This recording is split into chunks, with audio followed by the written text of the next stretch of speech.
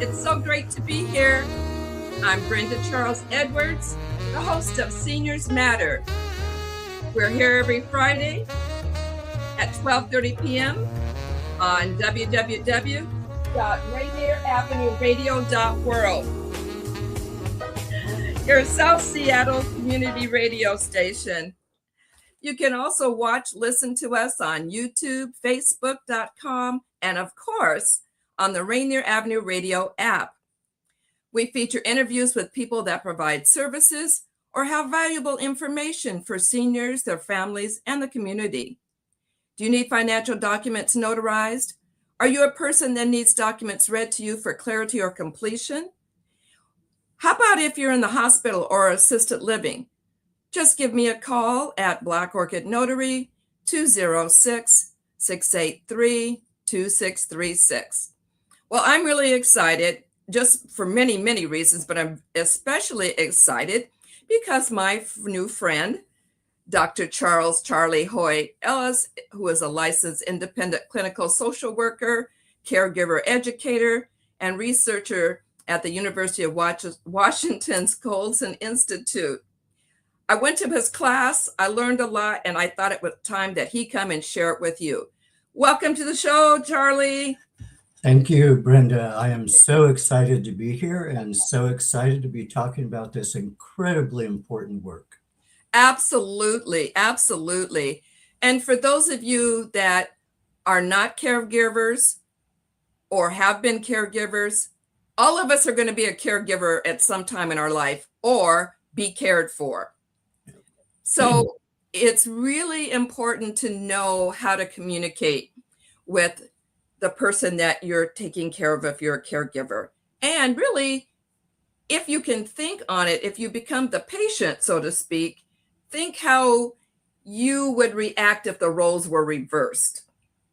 So, Charlie, what led you to focus your work on older adults and caregivers? Well, that's an incredibly long story, but I'll give you the short. We only have 30 minutes, 27. So over time, I saw how often caregivers were doing incredibly demanding work with very little support. Dementia really in particular can be isolating and overwhelming, not just for the person living with dementia, but also for the entire family. I really want my work to focus on practical and community education that help caregivers feel more confident and less alone. So we realize that, well, you and I know anyway, we have two types of caregivers. There's the paid caregiver and the unpaid. And I think that what you're teaching goes to both. Yeah. But I would say the family caregiver, the unpaid one, might need it a little bit more. Maybe not, but a little bit, because they don't really know how to respond to the person other than the way they responded before. Right. That makes a difference, right? Oh, it makes an incredible difference. Changes in cognition impacted memory. So sometimes, especially with dementia, one of the more common expressions of dementia is the person living with dementia will ask the same questions 20 times in 20 minutes.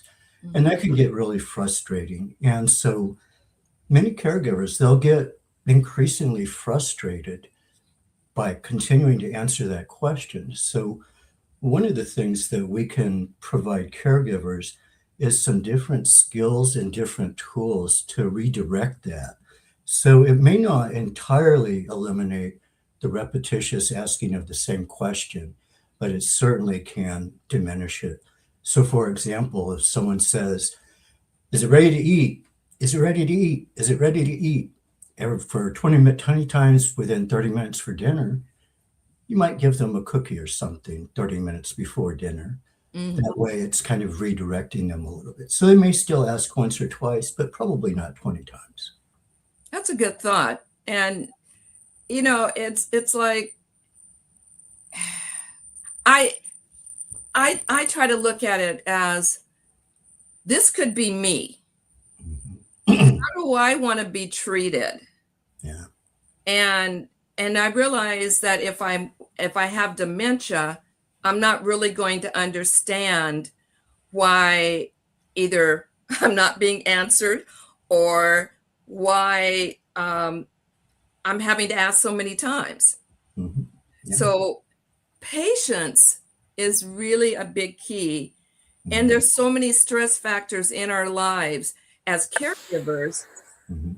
It's really hard. And I really, like I attended your class, and I should say classes, and because there's more than one, folks. And there's a great book that goes with it. But Mhm. this is not, it's not easy, but you almost have to do it. I've been taking care of I took care of my dad for a number of years. He died 6 years ago Mhm. at the age of 96. Mhm. And I think he was getting a little bit of dementia. Um, but what's funny is he had prostate cancer for 50 years. That's okay. Mine went off earlier. But he died of pneumonia. Ah. So it was really wild. But some of the things I had learned about when someone has dementia, you don't, if you're having a conversation with it and they're seated, you don't stand up and talk to them. You sit down on their level, Right. because when you're standing up, it feels more threatening to them. Mhm. And I just went, wow, this is really something. And I think, that's another part of education that we need to have, because I'm caregiving for my mom now, Mhm. who the biggest blessing in the world for me is she's 103, Mhm. and she has her faculties. I mean, there's some things she forgets, but overall she's doing really well. Mhm. And I'm grateful for that. But some of the things she hasn't asked me the same thing 20 times in a couple of minutes. But she is very cognitive, and her memory, it's amazing to me the things that she remembers that goes way back in my childhood time. Yeah. And I was like, dang. And I said, well, I hope I'll have that. Yeah. But Yeah. go ahead. That's one of the things about aging is our crystal memory, which is like if you learn to play the piano when you're 7 years old Hmm. and you actually learn to play it and you've played it a lot. So that's crystal memory. It becomes kind of embedded Ah. and we can remember that. But fluid memory, or what we call working memory. So that's where you memorize the list to go to the grocery store and you forget the list Mm. or things like that. So Hmm. You mean you forget to bring it with you, or you forget what's you on the forget list? the items on the list. Okay. You know, I think there's a great program it's called Memory Music, something like that. For people living with dementia, what they do is they will record that some of that person's favorite songs from Mm. when they were young, and Okay. then play it on like an iPod or something like that. Mm. And that can really, really, really diminish some of the frustration they might be experiencing, put them into a more um, calm and peaceful place because it's like remembering what your mother remembering what you did when you were 7. I know. Huh. Same kind of thing. I remember how good I felt. Oh, every time that song comes on, I want to get up and dance. Well, and then the Southeast Seattle Senior Center, and I think also the Central Area Senior Center, has a memory cafe. I know it's at the Southeast Center, and I think it's the last Thursday or something of the month. Folks would just need to call, but they do talk about music, and they play music, and they do a little dancing, just because it makes you feel good. Hmm. Yeah. And that's important, especially, if you're having some trying issues that you don't really understand. If you get that block of time where you have your feel good moment, and Hmm. then it changes your attitude. Yeah. Absolutely. And that's one of those. So there's 6 basic topics with probably 80 subtopics that we offer in Powerful Tools for Caregivers. So one of them is devoted entirely to communication. And uh, most people think they know how to communicate, and we do know how to communicate, which we're doing right now. But it can be very different, and so particularly with people with dementia, we're not necessarily trying to get them to remember or understand. We're trying to get them back to a place of feeling calmer, bringing back that kind of grounded sense of not feeling threatened and frustrated and things like that. So we're not really focusing so much on the content as we are the actual language. And so, like you talked about, bringing yourself down to their level. Another one is don't ask abstract question. Don't ask what you want for dinner. Ask, would you rather have hamburgers or hot dogs or Mhm. whatever? So you're giving them a choice, and they're less likely to get frustrated when they have a choice.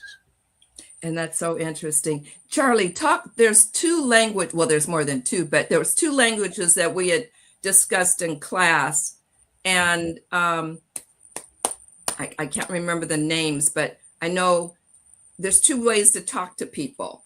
Mhm. Talking to them and then talking at them. Yeah, talking with versus talking at. And I think, one of the most foundational, and I actually learned this in my practice as a social worker 20 years ago. And it's like you said earlier, it's not easy. I tell people it's simple, but it's not easy. It's like trying to drive a car. Learn to drive a car. When you're trying to learn, so I learned driving a stick shift Ah. in the hills in the city in San Francisco. Mhm. And I was just a total nightmare. But the more I did it, the more I practiced it, the farther back in my brain it would move. And Mhm. now I don't even think about it. Right. My body just does what it needs to do. Right. So what we're talking about here, if this is the one you're talking about, is I use statements. Yes. And what can happen is, so for example, you know, we don't have any buttons inside of us that are labeled anger, frustration, anything like that. That doesn't mean we don't experience anger and frustration. So if I were to say something to the effect of, um, so use my partner here. You make me so mad when you don't do the dishes. She didn't make me mad. Now maybe I got mad, but if I say that, even if I say you make me mad, I'm blaming them for my feelings. So Mhm. what I statements do is we express our feelings. We express what we need. We express what we want, so other people don't have to listen. I'm sorry, don't have to, don't have to try to read our Charlie, minds. that was good. It's funny. Um, Oh, yeah, so there's a difference between you make me angry and I feel angry. right. So when we use you statements, and we really focus on this in the class, one of the classes, and actually throughout the class, because each class builds on the previous class. Right. And we go through some examples. And I've been teaching this for a couple of years now.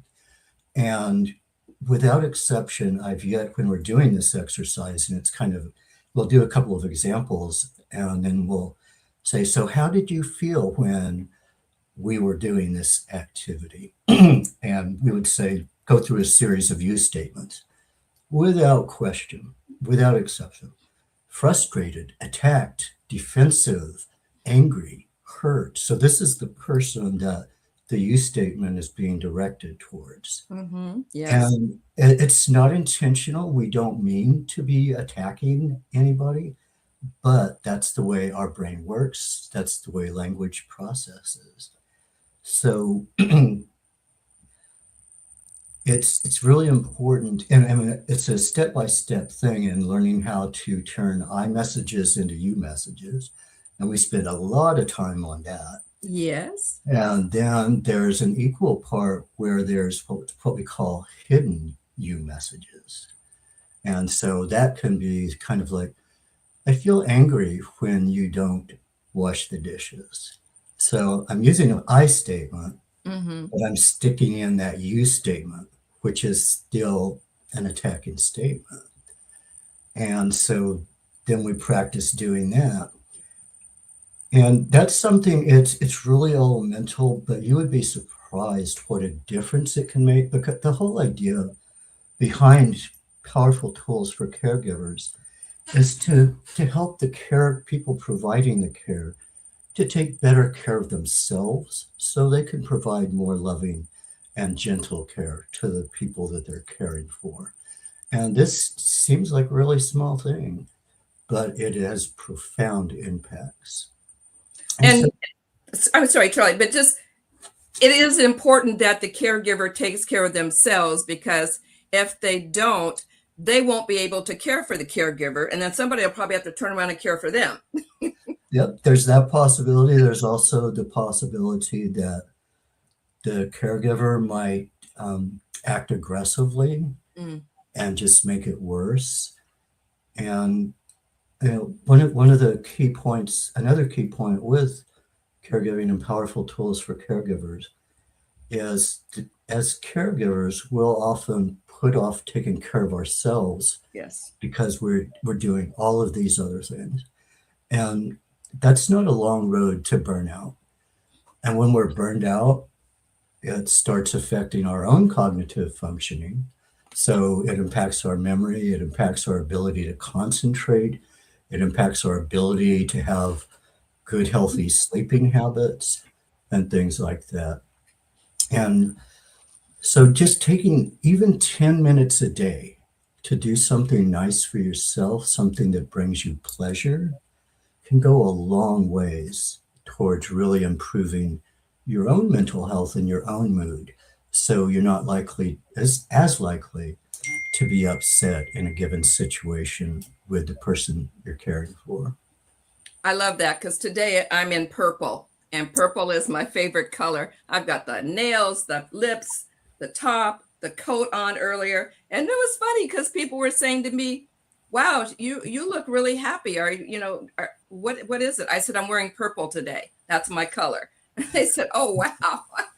That's awesome. My mama's favorite color was purple. Oh, great. All right. I love it. There's other colors too that I like, but this is one of my faves: purple, red, and black. Yeah. If you're just tuning in, you're listening live to Seniors Matter with your host, me, Brenda Charles Edwards, on www.rainieravenueradio.world, your South Seattle community radio station. I'm here on Fridays at 12:30 Pacific Standard Time. Do you know what's the best legacy we can give ourselves and our loved ones? Join me on Zoom or in person for a group or individual session on legacy end of life planning. You can contact me at 206 683 2636. Now back to my guest, Charlie Hoy-Ellis, who has more than 20 years of experience working with older adults, caregivers, and families, with a particular focus on dementia, caregiving, and building supportive communities. So we talked a little bit about the dementia, and but what are some challenges that caregivers face that don't get talked about enough?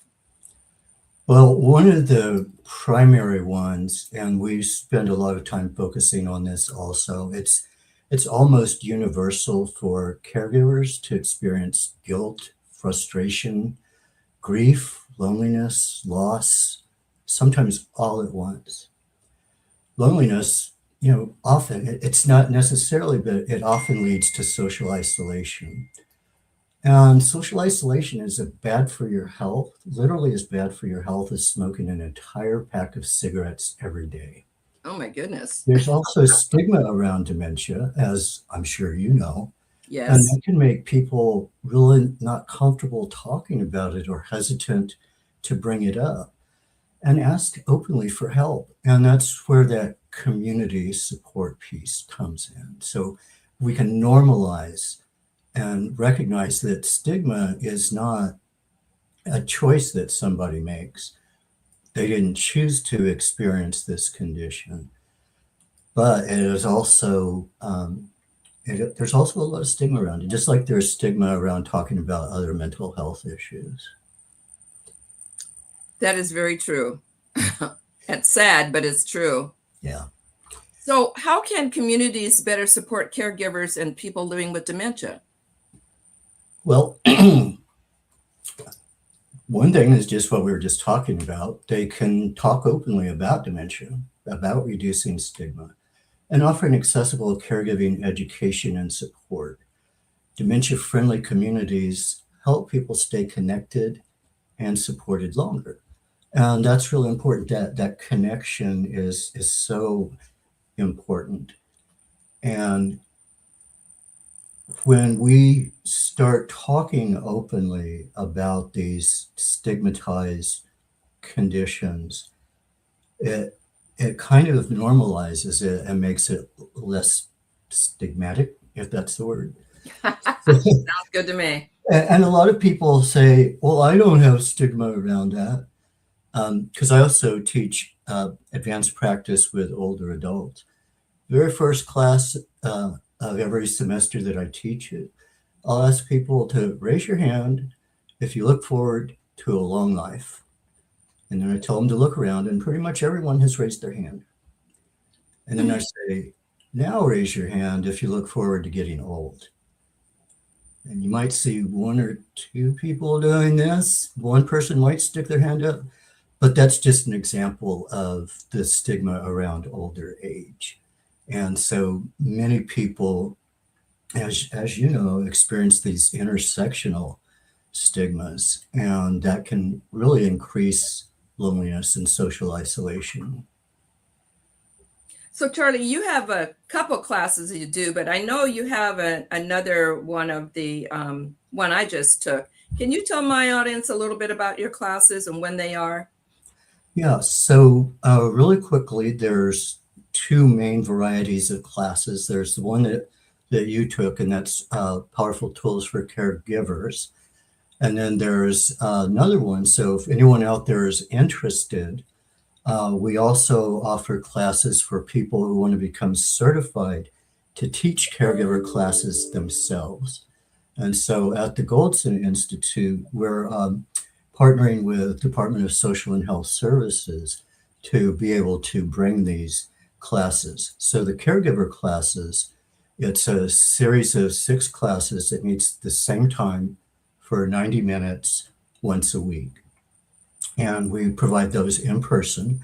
So there is one coming up at the Memory Hub on First Hill that we'll be doing. I believe that starts March 16th. Then we also do virtual online with videos. So it's the same class that you took back in November or December. Instead of being in person, it's online. And it's both a helpful thing and a not helpful thing. We're really trying to expand accessibility to people in more hard to reach areas. So like in rural areas or less populated areas where there's much less likelihood of these types of classes being presented.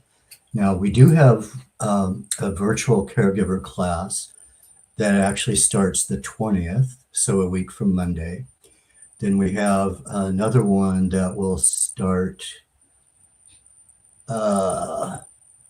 the middle of June, or I'm sorry, middle of March, and go into the middle of April. Then we have the one that is scheduled. And then we have a class leader class, and that one is a 15-hour training. We do that one virtually. It's 5 days a week, consecutive days for 3 hours each time. And upon completion of that, people become certified to go into their communities, co-facilitate classes. Now, I do want to emphasize that in the caregiver classes, there's absolutely no charge. There's no charge for anything. The caregiver help book, we actually buy those by the case. They're like $30 if you want to go out and buy one yourself, but we get a discount because we buy them to the case, and everyone who participates in the class gets a free copy. Yes. The first part of the book mirrors, it goes along with the curriculum, the class itself. And then there's a second section that has additional resources for specific issues. So sometimes it becomes apparent that the person that we love and care for is no longer safe to drive. Oh gosh. They're, they're going to be darned. I remember that one. Their keys. Things like, maybe it's time to start looking at other housing options because they really can't take care of themselves anymore. And the caregiver might still have to work or something like that. So how to have a family meeting to talk about these things so that everybody's on the same page. So there's a ton of useful stuff in there. And you get that no matter if it's the in-person class or the virtual class. If it's the virtual class, we get your postal address and we pay the postage and we mail it to you. Hmm. Now, for the class leader class, there is a registration fee, and that's $270. And all of that goes to Iowa State University. So Iowa State University owns Powerful Tools for Caregivers.